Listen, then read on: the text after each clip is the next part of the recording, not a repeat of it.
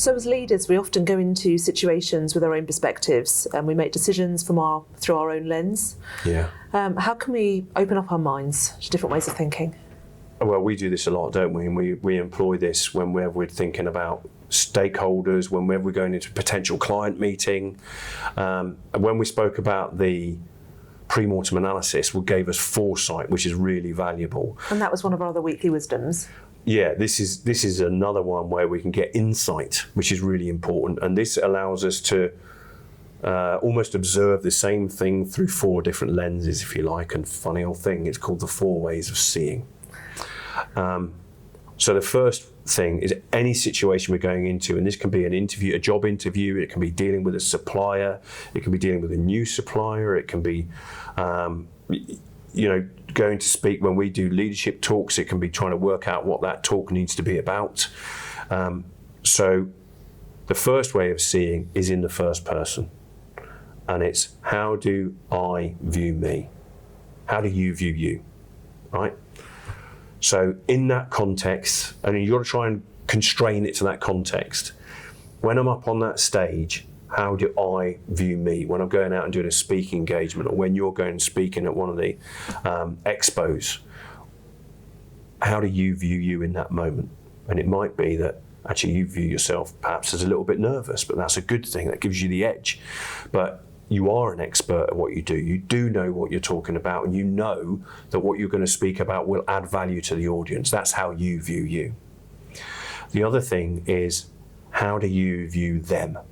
Them being the other stakeholder in that meeting. Now that could be the interview panel if you're going for an interview. It could be the client if you are the interviewer.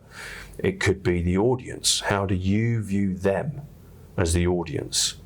And if we're going to, I don't know, a healthcare place, and we're doing one of our, both of us getting up and speaking, we might view them as experts, but we might view them as not leadership experts, they're clinical experts, so we can still add value. So how do we view them?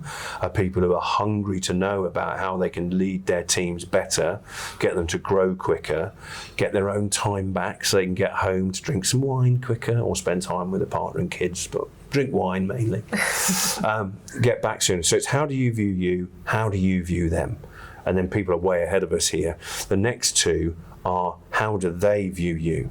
How does the audience, when we're going to one of our speaking engagements, how do they view us? Now, most speakers will get up and they're nervous up on stage. And as I say, that gives you the edge. It's a really good thing.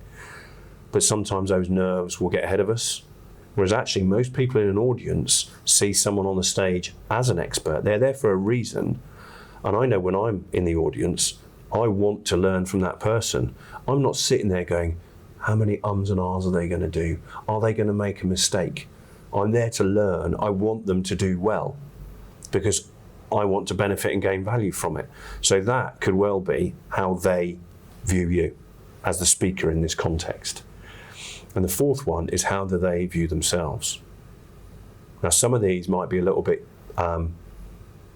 we've got to make some assumptions in what we do and what we decide here, because we can't know what they think. We can just anticipate what they think and assume what they think. We'll come back to assumptions in a minute perhaps. But how do they view them? In an audience, they know they're clinical experts, but many of them will know that they might not be the best leader they can possibly be.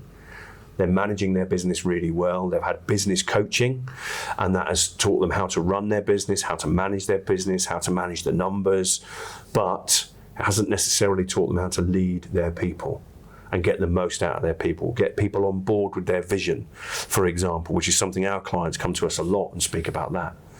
So it might be that they view themselves as a clinical expert, someone who can run a really good, strong business with good numbers, but not necessarily as a good leader. And they might not want to volunteer that because of imposter syndrome, right? We don't like saying what we're not good at.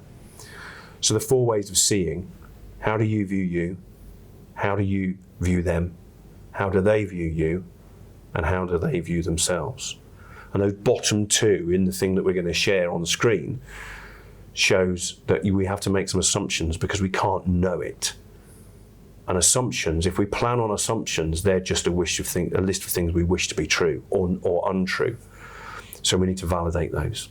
We need to validate assumptions, and that's based on any evidence we can pull in that leads us to believe that that is true. Like it might be that every time you've been to a conference and you've been in the audience, like I shared a moment ago, I want the speaker on stage to do well. I want to learn from them.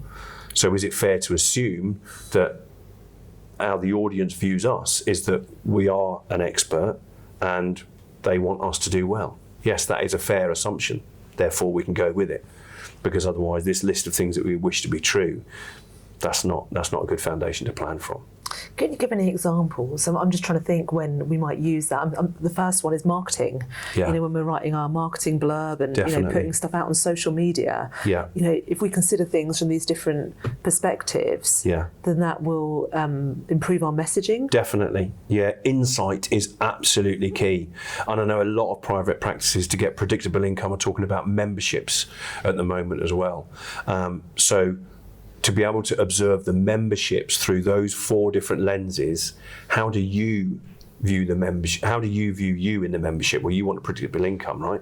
So you want as many people to take on a membership as possible, so you get that predictable income, and therefore you can make decisions based on what you know is coming in, rather than just based on footfall and trends. So you know this is coming. How do you view them? Well, you know that the vast majority of your patients would actually benefit from this regular drumbeat of appointments, and depending on how complex Spreading their the needs cost are. and all Exactly. sorts, yeah. So that's how you view them. How do they view you? Well, I know my view of a healthcare practitioner is they are an expert. They've had years of training behind them. So I'm perhaps a little old school, but if someone in a healthcare profession tells me that this is really good for your health and you should probably do it and the benefits are as they are, I'm probably going to take that on. So that is reasonable to assume that they are going to take on the right thing. So I might have a significant number of health concerns and I'm going to benefit from the top package. But because I'm always trying to save money, if you give me all 3, I'm probably going to go with the middle or the bottom one, right? But that's not going to serve my needs as the patient. You know, as the clinician, that the best one for my clinical needs is the top one. Yeah. And you can communicate that to me effectively. And then how do they view themselves? Well, we're on the edge of an economic crisis here. So, one, I might be looking at it and saying, actually, if I commit all this money to a membership for my healthcare, do I have to do that? So you can mitigate against that as the clinician, as the marketeer. But equally, I'm likely to be looking at it going, right, one treatment, if I go in and have this fix, is going to cost me, I don't know, let's say £150, and I need to keep coming in and have those done. And over the year, that's going to cost me £600. But you're offering me the opportunity to pay monthly for this. So I don't have to find £150 each time I come in. I can just come in. And it's taken care of because of that monthly fee. So that's how they view themselves. So I think that's a really workable example here, is the memberships in private healthcare and private practice is a growth industry at the moment because of the economic situation and the fact it just enables patients to be looked after in a predictable way. Of course, not all pathologies are predictable, but it helps, right? It does. So that's the example I would be inclined to use, rather than maybe as a public speaker.